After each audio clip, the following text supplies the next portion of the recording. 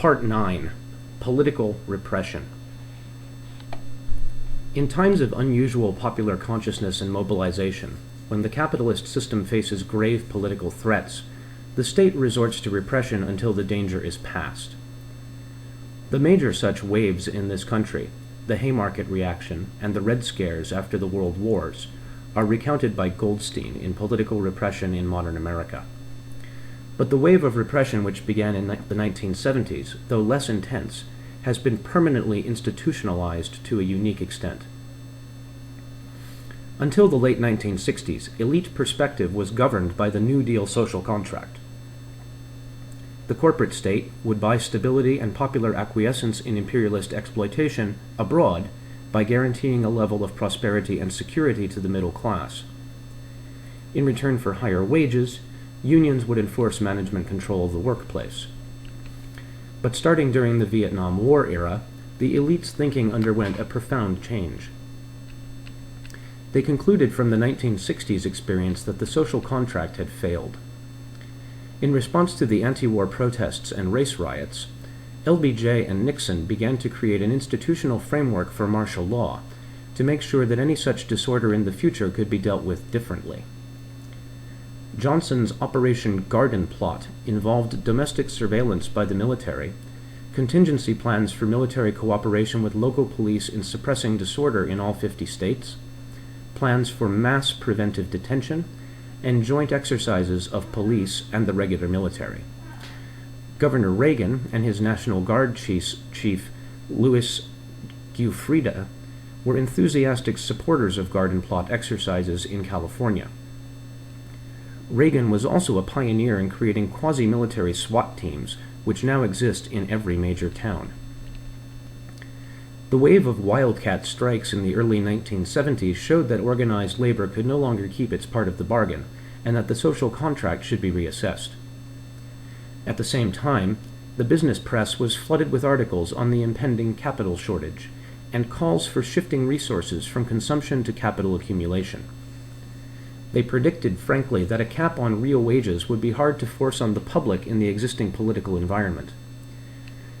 This sentiment was expressed by Huntington and others in The Crisis of Democracy, a paper for the Trilateral Institution, a good proxy for the elite thinking. They argued that the system was collapsing from demand overload because of an excess of democracy.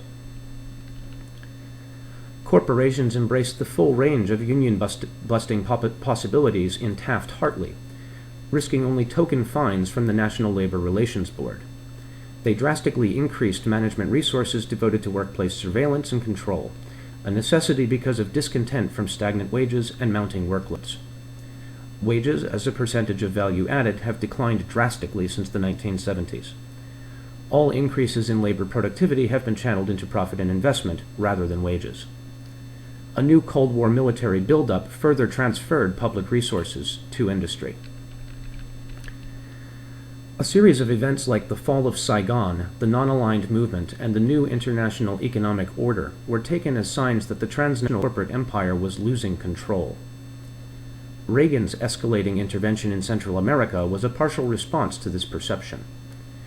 But more importantly, the Uruguay round of GATT snatched total victory from the jaws of defeat. It ended all barriers to transnational corporations buying up entire economies, locked the West into monopoly control of modern technology, and created a world government on behalf of global corporations. In the meantime, the U.S. was, in the words of Richard K. Moore, importing techniques of social control from the imperial periphery to the core area. With the help of the drug war and the national security state, the apparatus of repression continued to grow. The drug war has turned the Fourth Amendment into toilet paper. Civil forfeiture, with the aid of jailhouse snitches, gives police the power to steal property without ever filing charges, a lucrative source of funds for helicopters and Kevlar vests. SWAT teams have led to the militarization of local police forces, and cross-training with the military has led many urban police departments to view the local population as an occupied enemy. Reagan's crony Giuffrida resurfaced as head of FEMA, where he worked with Oliver North to fine-tune Garden Plot. North, as the NSC liaison with FEMA from 1982 to 1984, developed a plan to suspend the Constitution in the event of a national crisis, such as nuclear war, violent and widespread internal dissent, or national opposition to a U.S. military invasion abroad. Garden Plot, interestingly, was implemented during the Rodney King riots and in recent anti-globalization protests. Delta Force provided intelligence and advice in those places and at Waco. Another innovation is to turn everyone we deal with into a police agent. Banks routinely report suspicious movements of cash under customer programs. Retailers report purchases of items which can conceivably be used in combination to manufacture drugs. Libraries come under pressure to report on readers of subversive material. DARE programs turn kids into police informers. Computer technology has increased the potential for surveillance to Orwellian levels. Pentium 3 processors were revealed to embed identity codes in every document written on them. Police forces are experimenting with combinations of public cameras, digital face recognition technology, and databases of all digital photos. Image Data LLC, a company in the process of buying digital driver's license photos from all 50 states, was exposed as a front for the Secret Service.